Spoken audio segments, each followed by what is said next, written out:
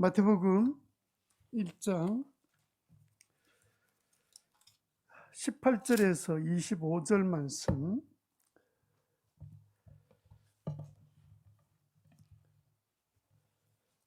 찾으셨죠? 네. 자리에서 다 같이 일어나서 오늘 말씀을 한 목소리로 같이 합독하도록 하겠습니다. 같이 합독합니다. 예수 그리스도의 태어나심은 이러하다. 그의 어머니 마리아가 요셉과 약혼하고 나서 같이 살기 전에 마리아가 성령으로 잉태한 사실이 드러났다. 마리아의 남편 요셉은 어려운 사람이라서 약혼자에게 부끄러움을 주지 않으려고 가만히 화나게 하였다. 요셉이 이렇게 생각하고 있는데 주의 천사가 꿈에 그에게 나타나서 말하였다. 다윗의 자손 요셉아, 두려워하지 말고 마리아를 내 아내로 맞아들여라. 표적의 날 아기는 성령으로 말미암은 것이다. 마리아가 아들을 낳을 것이니 너는 그 이름을 예수라 하여라. 그가 자기 백성을 그들의 죄에서 구원하실 것이다.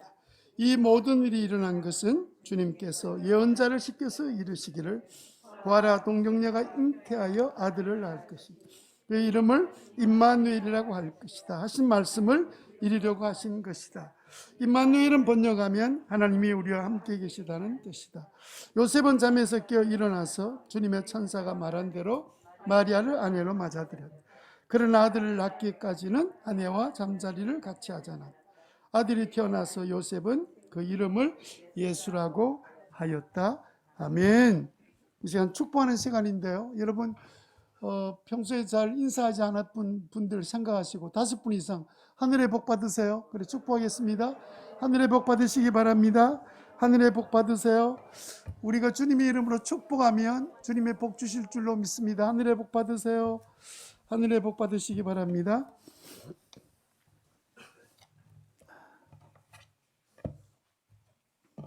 제가 강구 시간에 성경 일독하신 김마숙 목녀님한테 그 스티커를 드려야 되는데 아무리 봐도 없는 거예요. 이 앞에 있는 거는 모르고 아무리 등잔 밑이 아니 교인들이 많으면 또 몰라. 아니 이나 못 보고 좌우를 다 살폈는데 안 보이는 거예요. 이야, 세상에. 그래서 옛날에 어르신들이 등잔 밑이 어둡다 그랬구나. 자, 성경 신약 지난번에 읽었는데 스티커를 안 붙였다 그래가지고 구약 신약 스티커 드리겠습니다. 나오세요.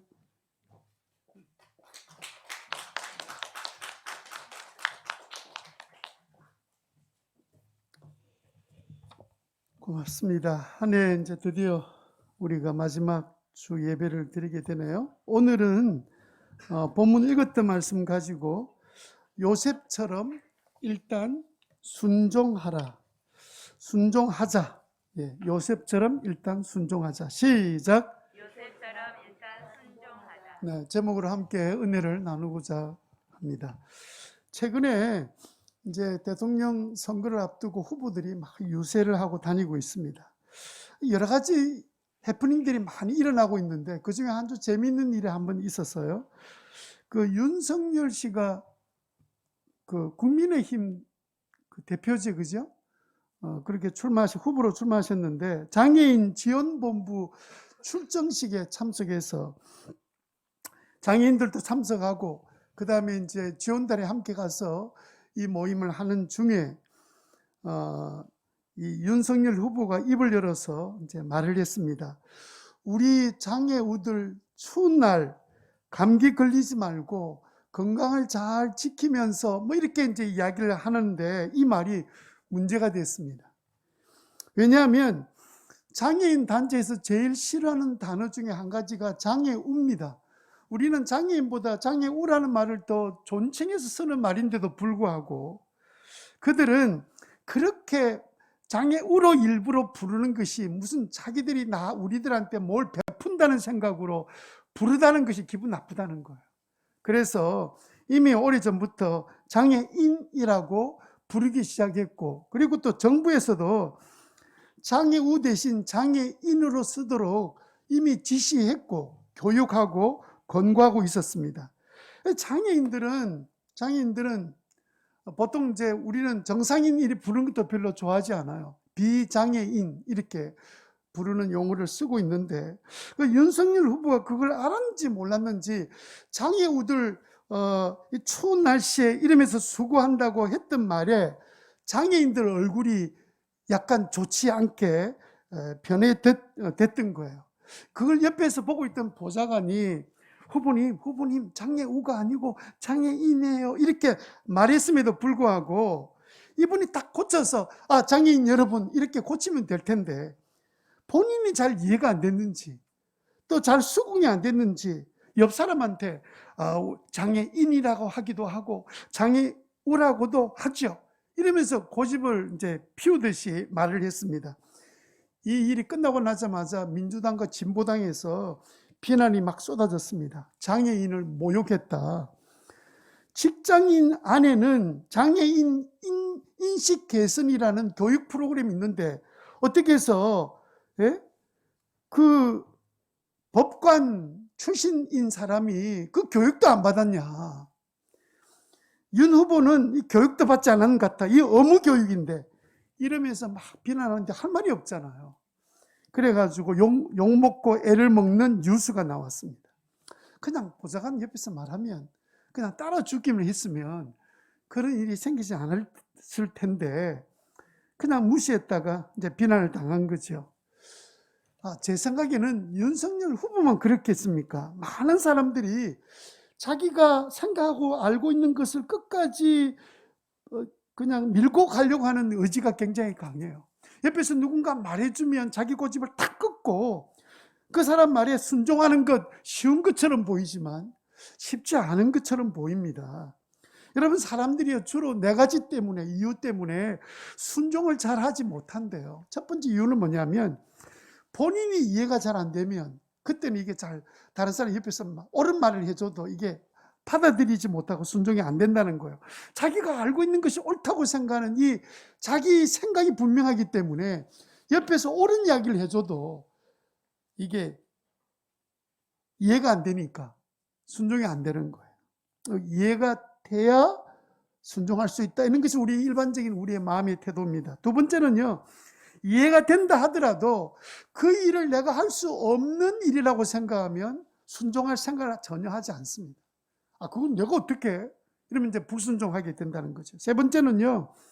하기 싫을 때는 그게 이해도 되고 또 할 수도 있는 일이지만 내가 하기 싫다니까.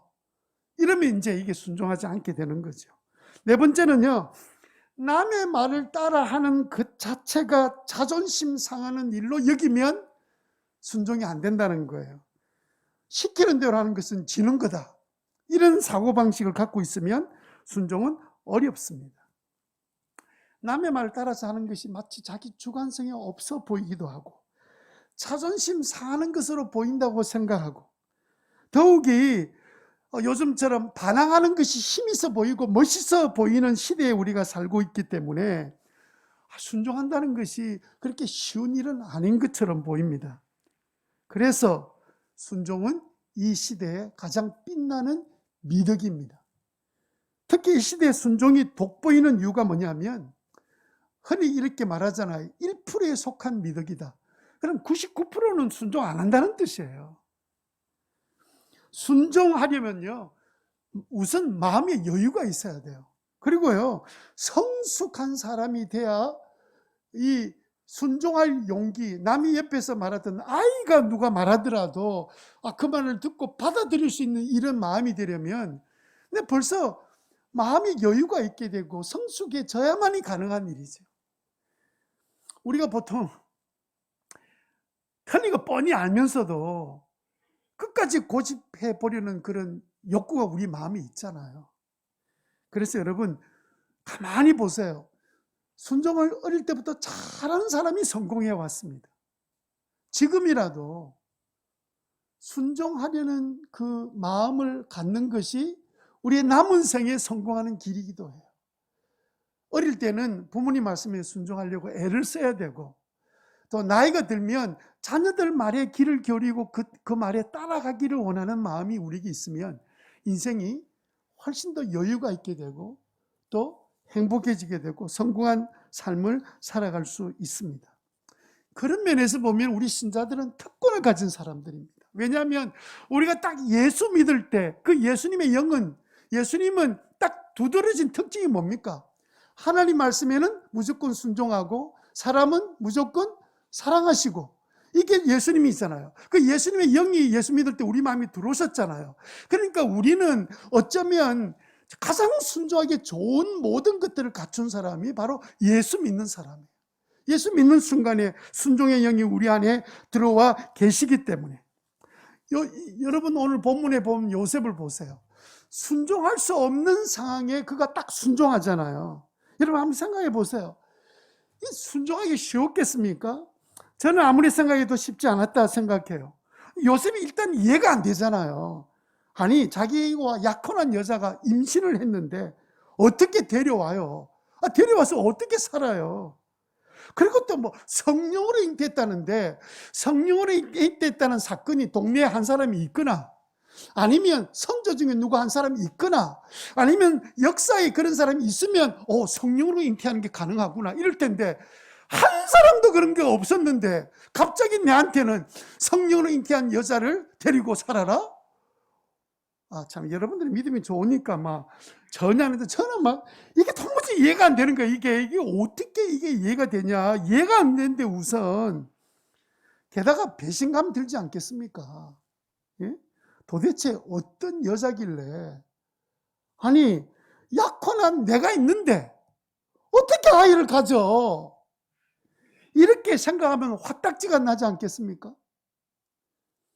그런데 오늘 본문에 보니까 천사가 나타나서 말합니다. 마리아가 잉태한 것은 성령으로 인해 잉태한 건데 데려와라. 이랬더니 두말하지 않고 가서 마리아를 데리고 집으로 데려왔다는 거 아니에요. 여러분들은 그냥 성경 이야기하면 무조건 이게 저절로 그냥 믿어지고 뭐 이런지는 모르겠는데, 당사자 입장에 생각해 보세요. 이게 믿어지고 받아들이고 이해되고 아이고 할렐루야 이렇게 되겠는가? 지난번에 제가 말씀드렸잖아요. 마리아한테 16살 소녀에게, 고등학교 다니는 여학생한테 너 오늘 임신하게 될 거야. 아멘! 그런 여자가, 그런 소녀가 세상에 어디 있습니까? 그럼에도 불구하고 요셉이 순종하기 참 어려웠을 텐데, 제가 생각할 때는 굉장히 어려웠을 것처럼 보이는데도 불구하고 순종함으로써 역사에 조셉이라는 영어에 자녀가 서구 사람들은 아이를 놓으면 대표적으로 가장 많이 짓는 이름 중에 한 가지가 조셉입니다. 요셉이라는 이름이에요. 왜냐하면 그들이 생각할 때는 우리 자식이 요셉처럼 정말 순종해서 하나님 앞에 크게 쓰임받는 그런 인물이 되고 싶다, 그런 마음이 있는 사람, 부모들은 그렇게 이름을 짓지 않겠습니까? 어떻게 그런 인물이 됐습니까? 아니, 시골에 아무도 살지 않는 벽촌에 정말 식구 몇 명 안 되는 그 동네, 우리로 말하면 완전히 그냥 강원도 산골 구석에 있는 작은 동네에 살고 있는, 학력도 없어요. 그 당시에 있는 뭐 무슨 율법 학교를 다녔다거나 뭐 이런 것도 아닌, 그냥 목수 아버지 대를 이어서 목수 생활했던 그런 인생임에도 불구하고, 요셉, 성탄절하면 요셉 모르는 사람이 어디 있어요? 그렇게 위대한 아버지, 그런 사람으로 우리가 알려지게 되었던 이유는 딱 한 가지밖에 없습니다. 순종한 거예요. 다른 거 뭐 있습니까? 여러분, 이 요셉의 인물이 이렇게 유명한 인물이 될 수 있었던 다른 비결이 뭐 또 있었나요? 성경 아무리 봐도 한 가지, 딱 순종할 수 없는 상황 가운데 순종함으로 하나님 앞에 귀하게 쓰임받는 성공한 인생, 이렇게 보여지지 않습니까? 제한테 제일 어려운 걸 물어본다면 제게 제일 어려운 게 순종하는 거예요. 우선요, 저는 또 공부를 했다고 내가 논리적으로 이해가 안 되는 부분에 대해서 이야기하면 겉으로는 아주 점잖게 대하면서 속으로는 참 말도 안 되는 이야기를 내한테서 하는 거 보면 나를 무시한 건가? 알고 이야기하는 건가? 어디서 주워 듣고 이야기하는 건가? 별 생각이 다 들어요. 이게 물론 요즘은 좀 많이 나아졌습니다. 그럼에도 불구하고 제가 이해되지 않으면 순종하는 게 제가 아직도 어려운 거예요. 여러분들은 어떠세요? 여러분들은 순종 잘하신 분입니까? 아니면 순종하는 게 너무 아직도 힘든 사람입니까? 하나님은 우리를 향해서 늘 순종해라. 여러분 창세기부터 시작해서 요한계시록까지 인생을 만들고 난 다음에 제일 먼저 하셨던 게 뭐였습니까? 절대로 먹지 마라 하고 순종을 요구하신 것이 성경의 시작이잖아요. 성경 전체가 순종을 이야기하고 있는데, 그리고 또 순종하는 자들에는 성경 여러분 보세요. 얼마나 많은 복을 약속해 주셨습니까? 나가도 복을 받고 들어와도 복을 받고, 심지어는 자기 밥그릇도 복을 받고. 성경에는 순종하는 사람이 약속한 엄청난 축복들을 다 이야기하고 있는데, 이게 순종하는 게 우리에게 과연 쉬운 일인가? 왜 그러면 우리는 순종하지 못할까? 이 시대를 보세요. 순종하는 것이 오히려 이상하게 보일 정도로, 뭔가 좀 반항하고 막 이러면, 저항을 하고 막 불순종하면 저 잘났나? 뭐 잘난 구석이 있나? 이렇게 보일 정도로 이런 시대에 우리가 살고 있지 않습니까? 여러분, 우리가 기분 나쁘면 순종 안 되잖아요. 모처럼 그냥 좀 좋은 일 한다고 집에서 이제 학교 갔다 와서 집에서 빗자루를 딱 드는 순간에 엄마가 청소할 기가 하고 막 이렇게 명령하면 마음속에 어떤 생각이 들까요? 때리쳐 아프란말. 청소하려고 했는데 이게 하락하니까 또 이 마음속에 불편해지는 거야. 정말 우리는 기분 하나만 나빠도, 그죠? 내가 하려고 하는 일에 대해서 뭘 또 한마디만 해도 우리는 이게 순종의 저절로 되지 않는 인생입니다. 그런데 요셉은 순종함으로 성공한 인생이 됐거든요. 그리고 성경은 계속해서 우리에게 순종하는 사람 되라. 그 너희들이 감당하지 못할 축복을 누릴 수 있는 비결은 순종이 있다. 너희들의 기술이나 지식이나 실력 때문에 복을 받는 게 아니다. 순종함으로 복을 받는다. 이런 말씀을 계속 우리에게 하고 계신단 말이에요. 어떻게 해요? 우리가 어떻게 하면 순종하는 삶을 살아갈 수 있겠습니까? 우리가 어떻게 하면 순종을 통해서 우리의 삶이 변화되기 시작하고 하나님께서 약속하신 그 축복을 누리는 인생으로 우리가 이 한 해를 마감하고 새해를 맞이할 수 있겠습니까? 그래서 오늘 우리는 이 요셉이 도대체 그 순종할 수 있게 된 비결이 무엇인지를 우리가 같이 한번 살펴볼 거예요. 우선 우리가 첫 번째 생각할 것은 순종하지 않으면 어떻게 되냐. 순종하지 않으면 우리가 어떻게 되냐면요, 우물쭈물하다가 용도 폐기됩니다.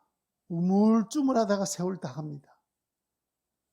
버트란 러셀이라는 사람이 자기 묘지에다가 뭐라 쓴 줄 아세요?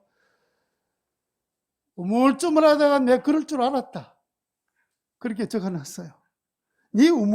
내가 우물쭈물하게 살다가 내가 그렇게 될 줄 알았다. 자기 인생을 돌아보니까 내 죽거든. 내 묘비에다가 내 그럴 줄 알았다. 대부분 사람들이 우물쭈물하다가 그냥 인생을 버리는 경우들이 많은데 결국 우물쭈물하면 나중에는 용도 폐기되고 맙니다. 용도 폐기된다는 말이 뭡니까? 쓰임새가 끝이 났다. 더 이상 있을 만한 이유가 없다. 그러면 용도 폐기해버리잖아요. 제가 아는 분이 이제 편의점을 하고 계시는데, 편의점에서 이제 뭐 편의점 요즘 많잖아요. 근데 함영동에서 편의점을 이제 시작했는데, 아니 이게 지금 뭐 그 가격대가 뭐 거진 다 똑같으니까 뭐 이렇게 팔아가지고 장사가 잘 안 되어서 고민하다가 자파를 이제 다른 이제 일상적인 자파들을 이런 걸 이제 구입해서 한쪽에 놓기 시작하니까 훨씬 수익이 좋아지더래요. 그래서 점점 자파가 늘어나고 편의점 음식들은 점점 줄여가는데 오히려 훨씬 낫더라는 거예요. 그래서 아예 방향을 자파 쪽으로 가기로 마음먹고 이렇게 하다 보니까 음식물과 관련된 물건들이 필요가 없게 된 거예요. 우선 음식물 갖다 놓았던 진열대도 필요 없고, 커피도 이제는 바로 옆에 커피점이 있는데 커피 판다는 게 웃기잖아요. 커피도 이제는 팔지 않기로 결정하니까 뭐가 필요 없어요? 온장고 알죠? 온장고. 냉장고 반대. 따뜻하게 데피는 온장고도 필요 없잖아요. 그래서 살 때는 새 거 샀는데 그 판 사람한테 전화를 해가지고 우리 온장고 필요 없는데 중고로 사주세요. 이랬더니 대답이 뭐냐면 그냥 주면 가져가지만 안 삽니다. 이렇게 대답이 온 거예요. 그러니까 이제 오히려 돈 주고 샀던 물건들을 처리하는데 돈을 또 내야 될 상황이 돼버린 거. 아무 용도가 이제 쓸모없다고 생각하니까. 여러분, 우리가 쓸모없게 되면 쓰레기가 될 수밖에 없습니다. 왜 우리 성도들이 순종하지 않으면 용도 폐기할까요? 왜 용도 폐기될까요? 하나님은요, 우리 성도들을 귀하게 생각하고 딱 부를 때 각자에게 소명이라는, 소명 들어보셨죠? 소명. 하나님이 부르신 목적이 있거든요. 아니, 세상에 이런 물건 하나 만들어도 목적 없이 만드는 물건은 어디 있습니까? 그러면 이게 아무 소용도 없고 배터리 나가면 이거 뭐 고장나면 이거 누가 쓰겠어요? 이거 폐물이지. 그 귀한 우리 인생 한 사람을 주님께서 이 땅에 보내실 때는 각자에 대한 주님이 맡겨주시고 싶은 소명이 있다. 그걸 소명이라 불러요. 한번 따라합시다. 소명. 하나님께서 우리 각자에게 뭔가를 맡기고 싶은 사명이 있는데, 그 사명을 이루려면 하나님 말씀을 듣고 어떻게 해야 되는지 말씀을 듣고 순종을 해야 되잖아요. 그런데 순종을 하지 않으면 그 일을 어떻게 이룰 수 있어요? 그러니까 아무 쓸모가 없는 거예요. 그래서 하나님께서 폐기 처분하신다는 뜻입니다. 내 생각이 더 안 맞고 이해도 안 되고 내가 하고 싶은 일도 아니고, 그래서 나는 지금 순종할 마음이 없어요. 그 순간부터 하나님께서, 그래? 그럼 내가 다른 사람 찾아볼게. 나는 다른 사람 얼마든지 쓸 수 있어. 그러면 그 사람은 이제 폐기 처분에 들어가기 시작한 거예요. 마태복음 25장 26절에 보세요. 주님께서 일을 맡기신 그 비유를 설명할 때 이렇게 말씀하십니다. 26절에 우리가 쓰고 있는 성경이 지금 세 번역이잖아요. 표준 세 번역에 보면, 그러자 그의 주인이 그에게 말하였다. 악하고 게으른 종아, 너는 내가 심지 않은 데서 거두고 뿌리지 않는 데서 모으는 줄 알았다. 그렇다면 이자라도 남겨야지. 땅 속에다가 파묻어 놔. 저 종을 쫓아내 버려라. 그럼 무슨 말이에요? 쓰레기통에 버리라는 뜻이잖아요. 너는 이제는 폐기 처분된 거야. 쓸모없어. 이렇게 주님께서 말씀하시는데, 그 이유가 뭡니까? 그가 주인이 시키는 대로 뭘 안 했어요? 순종하지 않고 자기 기분대로 하고 싶은 대로 하다가 나중에 딱 주인이 계산했을 때, 너 내가 원하는 말대로 했을 때는 너는 성공한 인생이 되고, 너는 너 나름대로 보람이 있고 내가 누릴 기쁨을 함께 누릴 텐데, 너는 내 말을 그냥 뭐 아무런 의미 없는 것으로 받아들였기 때문에 내가 너희를 더 이상 쓸 수가 없겠구나. 요셉을요, 주님께서 예수님의 출생부터 시작해서 어린 시절까지를 잘 돌보고 섬기는 것이 요셉 인생의 첫 번째 사명입니다. 요셉의 인물이 그것 때문에 주님께서 이 세상에 보내셨거든요. 근데 만약에 요셉이 싫어요, 나 지금 장가도 가야 되고 근데 하고 싶은 일이 많단 말이에요. 나도 목수니까 목공, 예?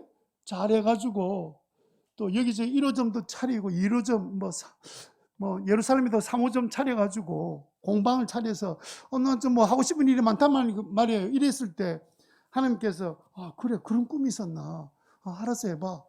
다른 사람 찾지 않을 거예요. 아마 요셉 이름 대신 다른 이름이 들은지도 모릅니다. 아니면 원래는 다른 사람이었는데 요셉으로 바뀐지도 몰라요. 어떤 핑계든 들은 척도 하지 않았을 때 하나님께서 쓰시는 방법은 뭐냐면 그냥 더 이상 사용하지 않겠다는 거예요. 이거는 우리가 한쪽으로 들으면 굉장히 큰 특권이에요. 하나님 우리를 쓰시겠대요. 한편으로 보면 굉장히 두려운 마음입니다. 두려운 생각이 들어요. 만약 하나님께 순종하지 않는다면 하나님 나를 더 이상 쓰지 않으시겠다는 거잖아요. 우리나라의 유명한 어린이 캠프 중에 윙윙 어린이 캠프라고, 우리 매백 원래 시작하셨던 목사님입니다. 정화영 목사님이라고 서울에서 이 캠프를 열심히 해오신 분입니다. 여름 겨울에 이제 그 어린이 캠프를 위해서 이제 에어 바운드 같은 것을 이제 크게 이제 많이 설치해서 아이들이 기쁨으로 즐겁게 놀다가 저녁에 집회하도록 그렇게 되어 있는데, 이분이 빌리다가 너무 이제 비용이 많이 드니까 중국 가가지고 직접 에어바운즈 판매하는 사람에게 1억 원치를 사들고 들어왔어요. 열 몇 개를 사들고 들어왔습니다. 보통 한 개 한 1,000만 원씩 하거든요. 이렇게 들어와서 이제 이렇게 캠프를 하다가 코로나 딱 되니까 캠프가 완전 없어져 버렸잖아요. 그래가지고 이제 에어바운즈를 창고를 빌려서 넣어놨는데, 그렇게 세월이 보통 이제 1년, 2년 이렇게 지나가니까 창고 주인이 물건 치워달라는 거예요. 에어바운즈 제법 물건이 큽니다. 이거 도대체 어디에 갖다 놓을까? 이렇게 고민하다가 팔기로 작정하고, 팔려고 자기 아는 사람한테 전화해 보니까 아무도 살려고 하는 사람, 이 상황에 누가 그거 살려고 하겠습니까? 그런데 이제는 이 물건이 그냥 땅에 묻어놓으면 썩어버리는 게 아니잖아요. 다 고무제품이에요. 폐기하는 곳에 버려야 되는데 1억 주고 산 것을 폐기하는데 비용을 물어보니까 딱 1,000만 원 든다는 거예요. 기가 차잖아요. 아니 1,000만 원 드는데, 그래서 여기저기 알아보다가 나중을 위해서 어떤 사람이 그거 제가 그냥 가져가면 안 돼요 이래가지고 와서 골라가지고 자기 필요한 것만 3분의 1을 가져갔어요. 그냥 3분의 1을 가져갔다니까. 내가 그래 뭐 내가 그랬어요. 내한테 미리 이야기 좀 하지. 내 저기 저 하만에 지금 창고가 있는데, 하만에 우리 우리 처남이, 손이 처남이 있잖아요. 아이, 그리고 나머지 3분의 1은 폐기 처분한테 넘겼는데 그때 든 비용이 400만 원 들었대요. 아이고 아까워가지고. 여러분 한번 생각해 보세요. 여러분 아무리 비싼 좋은 물건이라더라도 더 이상 쓸 수 없는 상황에 놓이면 폐기물 처리하는 거예요.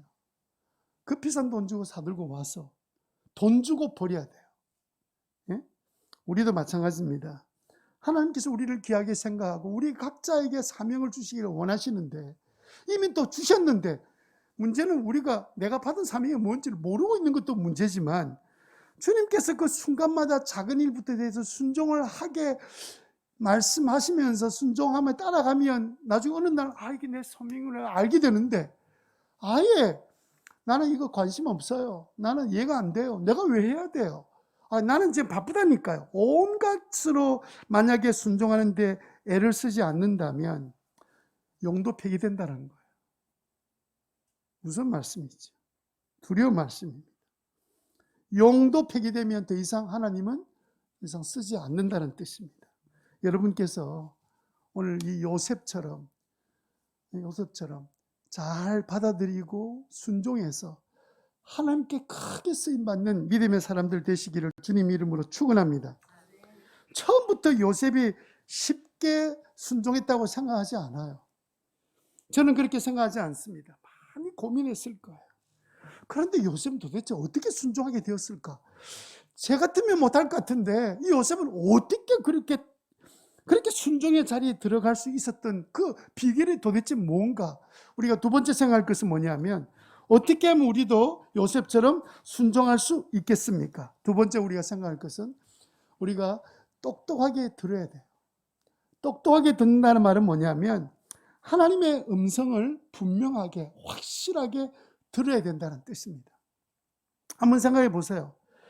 요셉이 순종하는 것을 굉장히 제 생각에는 어렵게 보이는데도 불구하고, 이해도 안 되지, 이전에 이런 일이 있었던 것도 아니지, 자기 이제 젊은 이제 결혼까지 약속을 하고 이렇게 기다리는 삶 가운데 느닷없이 이제 임신을 했다는 소문이 들어왔을 때, 아이고 잘못하다가 잘못했겠지만 저러다가 저 여자 진짜 동네 사람한테 돌에 맞아 죽을지도 몰라. 그래서 아무런 일이 없는 것처럼 그냥 조용히 덮고, 소문이 퍼졌는데도 불구하고 마치 자기가 뒤집어 쓸 듯한 그런 마음으로 입을 딱 다물어 버렸습니다. 그만해도 그 나이에, 젊은 나이에 그 정도 했다는 것만 해도 대단한 사람이지, 그죠? 참 그게 쉽지 않을 텐데. 그런데 이런 임신 소식에다가 갑자기 천사가 나타나서 그 마리아를 데리고 와라, 임신한 마리아를 데리고 와라 하고 말씀하신 다음에 아주 분명하게 뭐라고 말씀하셨냐면, 그 아이가 태어나면 이름을 예수라고 해라. 여러분, 이게 우리가 들을 때는 별것 아니지요. 유대인들은요, 굉장히 이 문제가 쉬운 일이 아니에요. 여러분, 성경을 여러분 많이 읽어보면 아시지만 성경 인물에 이스라엘 백성들이 주셨던 하나님의 은혜 중에 한 가지가 뭐냐면 인물의 이름을 지은 대로 그 인생이 됐어요. 여러분, 성경 읽어보시면 아시죠? 예? 야곱이라면 그 이름 자체가 자기 인생이에요. 항상 발꿈치 잡고 이렇게 잡았다는 삶을 살고, 그래서 이스라엘 사람들의 믿음 속에는 어떤 게 있냐면 내 자식의 이름을 짓는 것을 특권으로 생각하고, 그 누가 짓냐면요, 아버지밖에 못 짓습니다. 아버지가 이름을 져요. 그런데 그 지을 때는 대개는 아버지의 믿음의 소망을 가지고 아이 이름을 져요. 근데 대개 보면 또 하나님께서 그 소망을 들어주셔서 그 이름대로 사람이 돼요. 참 신기해요. 그래서 요셉에게 주신 그 아버지가 되었을 때 누리는 특권이 뭐냐면, 내가 원하는 내 자녀를 하나님 앞에 내 이름을 지어서 이렇게 살겠다. 이 권리도 이제 자기는 사용할 수 없다. 다른 사람 차지해버렸어, 벌써. 이름 태어나면 뭐 죄에 대하여 이야기하면서 이름을, 요셉이 이름 지어놨으면 그런 이름 안 지었을 거예요. 예수라고 이름 지으라고 자기의 아버지만이 유대인들이 갖고 있는 특권까지 딱 빼앗아서 이름 지어라 하고 이름 지어버렸어, 그냥. 여러분들은 막 하도 믿음이 좋아가지고 막 예수님 이런 줄 할렐루야 예수님 오셨구나 이러고 있죠. 요셉의 입장은 이거는 정말 황당한 일이에요. 이름까지 다 지어줘 버렸어요. 게다가 온갖 순환을 다 듣지 않겠습니까? 비난 당하게 되고 결혼식도 하기 전에 또 애 낳았다 이래가지고 또 막 동네 소문이 나고 막 별의별 일들이 다 일어나고, 그러다 보면 잘못하면 동네 사람한테 왕따 당하지 않겠습니까? 저는 왕따라 그래서 왕따 당하면 안 되는데 이런 생각했는데, 가만히 생각해보면 왕따도 괜찮은 것 같아요. 원래 왕따란 말이 왕을 따르는 사람이란 뜻이잖아요. 그거 괜찮다. 뭐 하나님 따르다가 뭐 그렇게 따돌림 받는 거 왕따고 뭐 그 정도 같으면 괜찮은 것 같은데. 그래서 여러분, 우리가 순종하려면 딱 한 가지 조건밖에 없어요. 하나님의 말씀을 분명하게 딱 들을 때, 그때 우리가 순종할 힘을 얻게 돼요. 하나님의 생각과 일은 우리의 생각과 일은 전혀 달라요. 내가 다 이해해서 또 내가 할 수 있기 때문에 그런 일이 아니에요. 대부분 하나님 우리에게 요구하시는 일들은 사실 우리 힘으로 하기 좀 어려운, 별것 아닌 것처럼 보이지만 성경이 요구하는 게 뭡니까? 아침에 일찍 일어나서 직장 가라, 그런 거 아니잖아요. 네가 그 억울한 일 당해도 참을 수 있겠냐? 참으라. 우리 인격적인 부분이 이건 내 힘으로 되는 게 아니에요. 그죠? 그런 일들을 주님께서 요구하시는데, 할 수 있는 비결이 뭐냐면 요셉처럼 분명하게 이건 하나님이 나에게 주신 음성이다, 말씀이다 라고 받았기 때문에 요셉이 움직일 수 있었던 거예요. 여러분, 우리가 예수 믿는 사람, 하나님 믿는 사람의 특징은 뭐냐면, 하나님이 말씀하신다 그러면 그걸 거부 못하는 게 예수 믿는 사람입니다. 적어도 우리 안에 있는 예수 믿을 때 생긴 믿음이 뭐냐면, 하나님의 말씀이라면 이해가 되든지 안 되든지, 내가 하기 싫든지 또 하고 싶든지 상관없이 나는 순종해야 돼 라는 것이 우리 믿음이에요. 물론 그까지 알면서도 순종 안 하는 경우도 있습니다만은, 그러나 일반적으로는 하나님 말씀이라고 딱 받아들이게 되는 순간에는 일반적으로 우리가 지금은 성경이 있지만 옛날에는 꿈속에서라도 이거 하나님이 나에게 주신 뜻이다라고 분명하게 딱 들려오면요, 대부분 크리스찬들은 거부 못해요. 순종하게 돼요. 왜냐하면 그 말씀 때문에. 그래서 하나님의 음성을 딱 들으면 순종하게 됩니다. 그러면 순종 안 하는 이유가 뭐냐?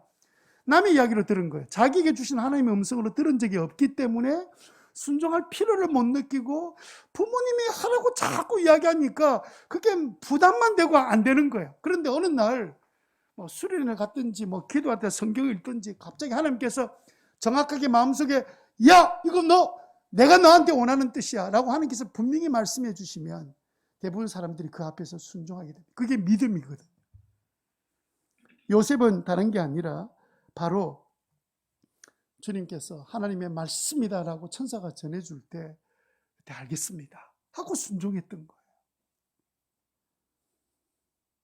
물론 때로 우리가 이해가 잘 되지 않고 또 내가 원하는 것과 너무 달라서 내 꿈을 포기해야 되고 때로는 안 믿는 사람들한테 왕따를 당하는 그런 상황이 벌어진다 할지라도 하나님이 나에게 말씀하셨다고 분명하게 똑똑하게 내가 들으면 그때는요 내가 순종할 힘이 함께 생기는 거예요. 요셉의 비결은 다른 데 있었던 것이 아닙니다. 만약에 요셉이 이 문제를 가지고 뭐 친구를 찾아가거나 선배를 찾아가서 내 이런 꿈속에 이런 이야기 들었는데 어떻게 하면 좋겠습니까? 라고 물었다면 아마 순종하지 못했을 거예요. 사람들은요 남의 이야기를 들으면 자꾸 객관적으로 생각하려고 그래요. 하나님이 나에게 딱 주셨다 이렇게 받는 게 아니고 말도 안 되는 소리네. 왜냐하면 자기한테 들린 말이 아니잖아요. 그런데 당사자는 안 그렇거든요. 하나님 음성을 하나님 음성이다라고 들은 사람은 절대로 그럴 수가 없어요. 그래서 우리가 이 땅에 사는 동안에 순종한 길이 뭐냐? 다른 데 있는 게 아닙니다. 하나님의 말씀으로 딱 듣는 길 외에는 없어요.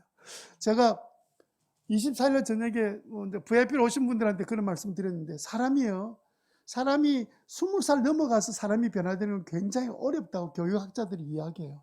변화되는 방법이 딱 두 가지밖에 없는데 딱 죽는다, 내가 진짜 죽게 됐다는 순간이 오면 사람이 바뀌어져요. 그러다가 다시 또 약 먹고 살아나면 다시 또 옛날로 돌아가요. 그런데 두 번째 중요한 건 뭐냐면 위대한 스승을 만나면 사람들이 다 변화돼요. 우리의 최고 위대하신 분이 하나님이시잖아요. 예수님이시잖아요. 그래서 여러분 하나님의 음성을 딱 사람들이 듣기 시작하면 그때부터 순종하는 것이 힘들어지지 않고 순종의 사람으로 변화된다. 24절 보실래요? 24절 우리 액정 보시고 한번 읽어볼까요? 자, 다 같이 읽습니다. 시작. 요셉은 잠에서 깨어 일어나서 주님의 천사의 말한 대로 마리아를 아내로 맞아들였다. 25절. 그러나 아들을 낳을 때까지는 아내와 잠자리를 같이 하자. 아들이 태어나니 요셉은 그 이름을 예수라 하였다.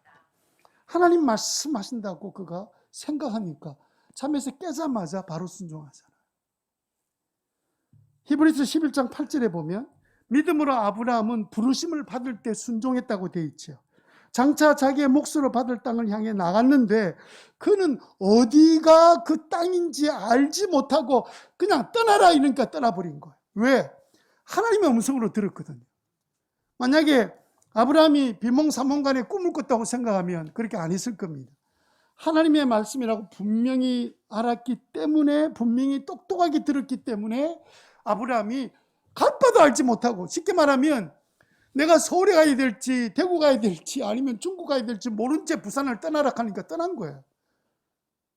그 부산 떠나서 이게 지금 어디로 가냐, 갈 바도 알지 못하는데 그때마다 하나님께서 분명하게 들려주시는 똑똑한 음성을 듣고 났을 때 아브라함이 하나님 원하시는 곳으로 나아갔단 말이에요.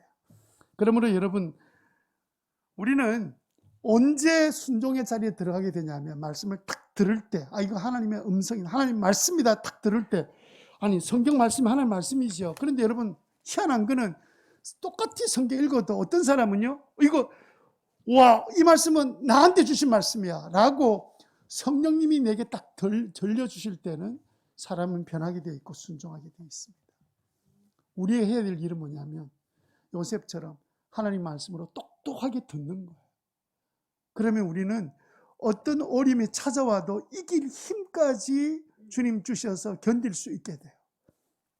그러면 좀 더 구체적으로 우리가 하나님의 음성을 우리가 어떻게 하면 들을 수 있느냐. 첫 번째는요, 매일 말씀을 묵상해야 합니다. 매일 말씀 묵상하는 거, 매일 성경할 때 여러분 힘드시죠? 그 내용대로 하려고 힘들지만 처음 출발한 사람은 그날 정해진 본문 읽고 옆에 설명한 것만 읽어도 잘하신 거예요. 이제 이번에는 제가 매일 성경 어떻게 하면 가장 하나님의 음성으로 잘 들려올지에 대한 이야기를 이번 수요일 날부터 시작해서 좀 말씀을 좀 드릴 거예요. 어떻게 하면 하나님의 음성을 잘 들을 수 있는가. 두 번째는요. 그래서 여러분 나가실 때 매일 성경 신청하시면 여러분 1년 구독을 50% 교회가 이제 이렇게 대신 내어주는 거니까 그렇게 신청하시면 좋겠고요. 두 번째는 묵상할 때 기도하면서 묵상하셔야 돼요. 왜? 우리가 기도하는 목적은 뭐냐면 성경 읽으면서 하나님 이 말씀이 내게 들려지게 해주십시오. 내 마음에 말씀해 주십시오. 그래서 하나님께서 내 마음속에 용서해라, 사랑해라, 양보하라 그러면 그게 순종하게 돼요. 하나님의 음성을 없이 그냥 그렇게 신앙생활하면 우리가 순종하는 게 굉장히 힘들어져요. 세 번째는 뭐냐면요. 우리가 그럴 때 즉각적으로 순종하게 됩니다. 근데 이때 어려운 점 뭐냐면 사단이 가만히 있지 않는 거죠. 즉 순종하려고 마음먹었는데 온갖 주변에 일들이 생기고 갑자기 안 오던 전화가 와서 뭐 누구 만나자 뭐 하자 막 복잡하게 생겨서 우리의 생각을 혼란스럽게 만들 그때에도 제일 우선순위는 하나님의 말씀입니다. 하나님의 말씀 순종하면 돼. 그 사람의 말을 듣고 따라가면 될 것처럼 보이지만 한번 해보세요. 아무것도 아닙니다. 시간 낭비하다가 이것도 못하게 돼요. 그러니까 여러분 하나님의 말씀은 이 요셉처럼 그냥 바로 즉각 순종해 나가면 나머지 일은 그냥 하나님께서 알아서 다 돌아가도록 만들어주세요. 그러니까 여러분 요셉처럼 즉각 순종하는 은혜가 있게 되기를 바랍니다. 자꾸 그냥 들어 누워가지고 베개 대고는 이쪽으로 누웠다 저쪽으로 누웠다 이러면 이제 생각이 이쪽으로 갔다가 저쪽으로 갔다 이러다가 나중에는 하나님의 생각 없어져 버려요. 요셉이 뭐라 그랬어요? 잠에서 깨어나서 바로 뭐 했어요? 일어나서 그리고 바로 갔잖아요. 근데 그걸 우리가 잘 못하는 거예요. 이제 그 부분은 우리가 이렇게 마음을 딱 잡으면 일을 할 수가 있게 됩니다. 즉각적으로 순종하는. 그래서 여러분 혹시 수요 기도에 이번 수요일부터 하나님의 음성 듣는 방법에 대해서 궁금하신 분들은 이제 그렇게 참석하시면 도움을 좀 받을 수 있을 것 같습니다. 그러면 이렇게 요셉처럼 순종하면 어떤 일이 벌어지게 되느냐? 세 번째, 놀랍게 쓰임 받습니다. 놀랍게 쓰임 받는다. 시작. 놀랍게 쓰임 받는다. 네네. 하나님이 우리를 쓰신다는 거예요. 작은 일이든 뭐 갑자기 우리를 보고 뭐 대통령으로 출마해라 그런 거 없습니다. 걱정하지 마세요. 그냥 우리에게 작은 일부터 하나님께서 말씀하시는 걸 순종해 나가는 동안에 우리 안에 기쁨이 생기기 시작하고 변화가 일어나기 시작하고 하나님께서 역사하시는 것을 우리가 누리면서 살기 시작합니다. 그래서 우리가 할 일은 고린도전서 4장 2절 말씀처럼 이런 경우에 우리가 관리인이잖아요. 하나님께서 우리의 모든 거 주셨잖아요. 관리인에게 요구되는 것은 한 가지입니다. 신실성. 처음에 가졌던 마음을 계속 갖는 거예요. 옛날에는 충성 이렇게 되어 있는데 그 말이 똑같은 말입니다. 처음 내가 순종해야지 이 마음을 끝까지 가져가는 거예요. 자, 그걸 우리에게 말씀하고 계십니다. 자, 이렇게 순종이 시작되면 한 세 가지 일이 일어나는데요. 첫 번째 일은 뭐냐면 하나님께서 우리와 함께 하신다는 사실을 깨닫게 돼요. 이게 하나님 함께 하신다는 뜻이구나. 이게 정말 하나님 함께 하시는 거구나. 희한하게 순종하면서 우리 마음속에 드는 것이 이게 하나님이 나와 함께 하시는구나. 그 사실을 깨닫기 시작해요. 두 번째는요. 하나님께서 모든 일들을 형통하게 만드십니다. 구약에 나와 있는 요셉이 있죠. 신약의 요셉도 그렇지만 구약에 나와 있는 요셉, 그 요셉도 하나님께서 늘 형통하게 하셨습니다. 그리고 박사들이 주었던 황금 이런 모든 것들이 나중에 예수님 아기 예수를 데리고 이집트로 내려갈 때도 좋은 여행 경비를 다 쓸 수 있도록 하나님께서 미리 다 채워주셨어요. 세 번째는요. 하나님이 우리를 지극히 높여주십니다. 지극히 높여주세요. 빌립보서 2장 6절 9절에 보면 예수님은 하나님과 동등됨을 당연하게 생각하지 않으시고 7절에 자기를 비워 종의 모습을 취해서 종의 특징이 뭐예요? 주인이 시키는 대로 주의 필요에 따라서 자기 필요보다 우선하는 것이 종의 모습이죠. 8절에 죽기까지 순종했더니 그러면 끝이 났느냐? 9절에 보면 9절 다 같이 읽겠습니다. 시작. 그러므로 하나님께서는 그를 지극히 높이시고 모든 이름 위에 뛰어난 이름을 그에게 주셨습니다. 아멘. 우리도 그렇게 될 줄 믿습니다. 구약에 보면 시편 85편 8절에 이런 말씀이 있어요. 하나님께서 무엇을 말씀하시든지 내가 듣겠습니다. 주님께서 우리에게 평화를 약속하실 것입니다. 주님께서는 주님의 백성, 주님의 성도들이 망령된 대로 돌아가지 않는다면 진정으로 평화를 주실 겁니다. 하나님의 음성을 듣고 그 다음에 망령된 대로 돌아가지 않으면, 이거를 다른 말로 말하면 그 다음 액정 돌리시면 뭐라고 되어 있냐면 어리석은 대로 돌아가지 않는다면, 이 말입니다. 이게 무슨 말이냐, 재미있는 이야기가 있어요. 본래 이 본문의 배경이 되는 이야기가 뭐냐면, 이 본문은요 다윗이 쓴 게 아닙니다. 고라 자손이 있었습니다. 고라 자손은 누구냐면 모세의 사촌입니다. 그런데 이들이 가만히 보니까 자기도 레위 지파거든요. 가만히 보니까 맨날 아론하고 모세의 형제견에 나와가지고 다 백성들 끌고 다니고 하나님의 말씀 전하고 둘이가 다 하는 거예요. 너희들끼리 다 해먹나? 나도 레위 사람인데. 이러면서 반역하다가 어느 하루에 반역하면서 되어들다가 250명의 고라 자손들이 다 죽고 3명만 남습니다. 3명 남은 그 3사람이 뭐였냐면, 한 사람은 빵 굽는 사람, 한 사람은 성전 문지기, 한 사람은 제사 돕는 사람. 물론 빵 굽는 것은 성전 안에 이야기하는 겁니다. 3사람만 남아서 그 일을 한 거예요. 그런데 이 사람들이 자기 아버지와 형제들이 죽는 모습을 보면서 평생 뉘우치면서 했던 일이 뭐냐면, 망령된 대로 다시 돌아가지 않는다면 우리는 평화를 누리게 될 것이다. 이걸 믿음으로 생각하고 살았습니다. 우리는 앞으로 절대로 어리석은 대로 돌아가지 말고 순종하자. 그래서 그들이 나중에는 성전 안에서 생활하고 봉사하는데, 고라 가문이요 나중에 어떻게 되냐면 이스라엘 가문 가운데 가장 위대한 가문 중에 한 가문이 돼요. 이 3사람 때문에 완전히 가문이 뒤집어진 거예요. 저는 여러분들의 가정이 지금까지 어떻게 살았든 상관없이 갈수록 하나님 사용하시는 그런 복된 가문이 되시기를 주님의 이름으로 축원합니다. 뭐로 우리가 시작해요? 하나님의 음성을 듣는 것부터 시작되는 거예요.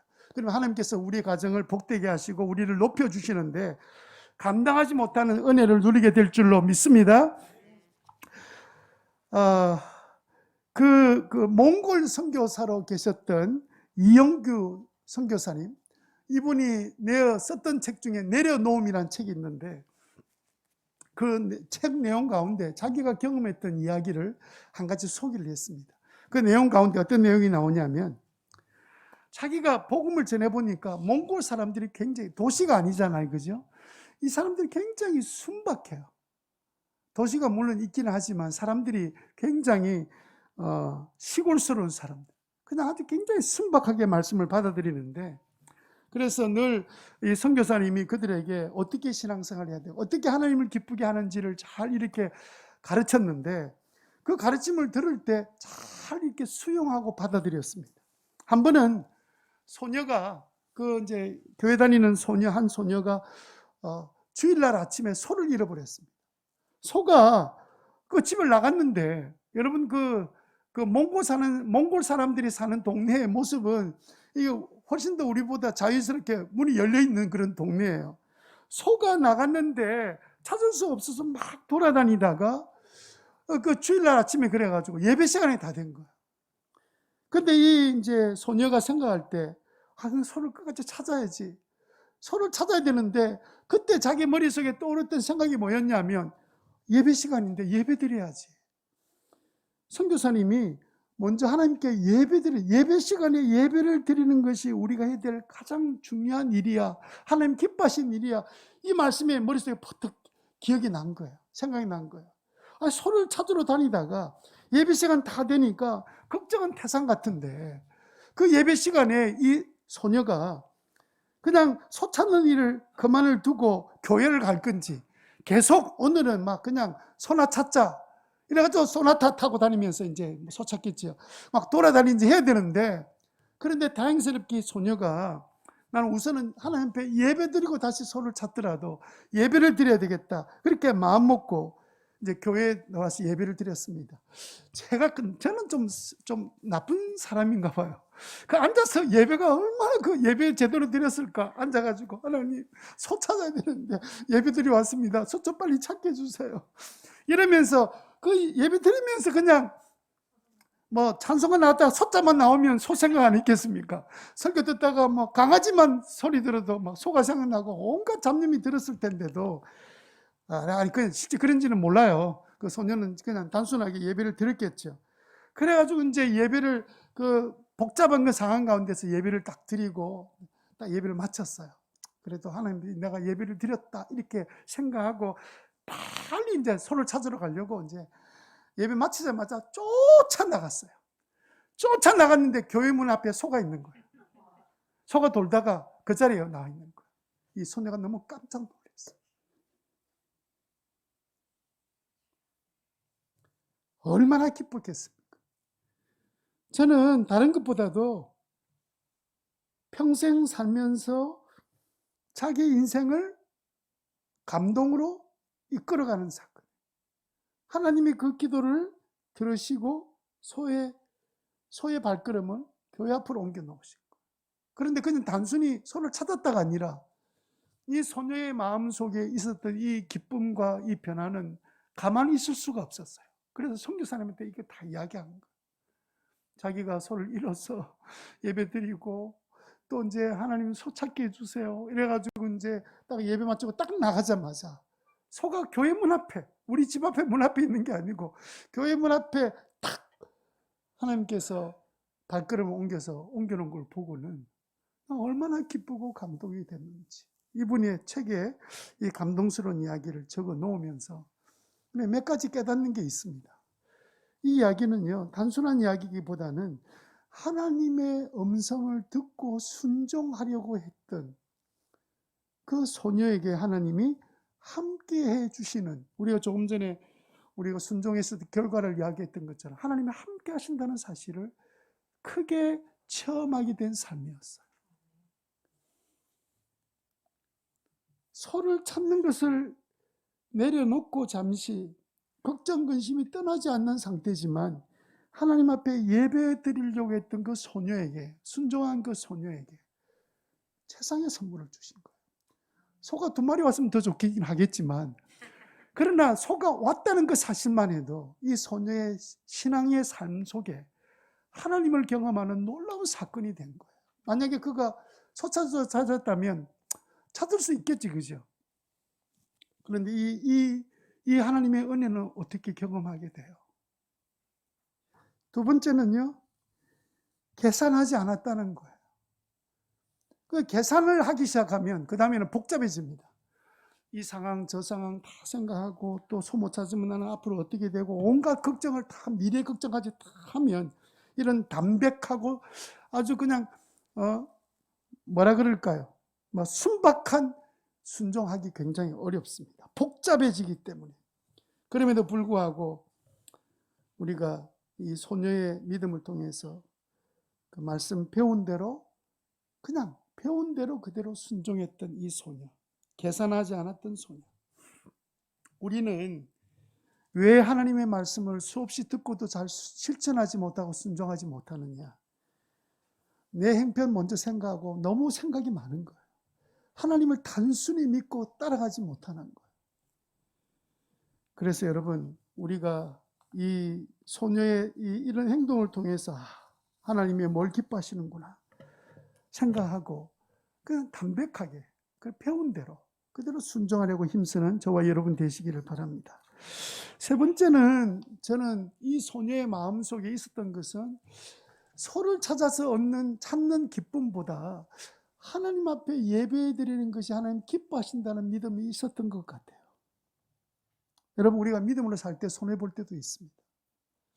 어쩌면 소 안 찾고 교회 예배로 드렸다고 가서 집에서 가서 야단 먹고 왕따 당한지도 모릅니다. 왕따 좋은 말이라 그랬잖아요. 왕따가 무슨 뜻이라 그랬어요?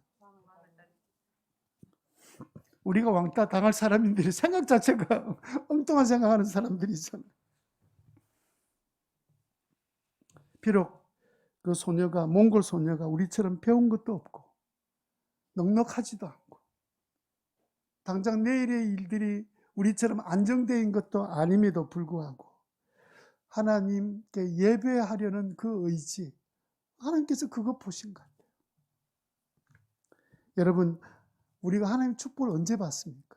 아무리 성경을 봐도 성경은 우리에게 계속 말씀하시는 수많은 축복을 말씀하고 계시는데 그 조건을 이야기할 때는 그냥 순종이라는 단어를 쓰고 있어요. 순종하기로 결심하고 한 해는 지나가지만 오늘부터 다시 우리의 삶을 주님의 뜻대로 순종하기로 결정하는 저와 여러분 되시기를 주님의 이름으로 축원합니다.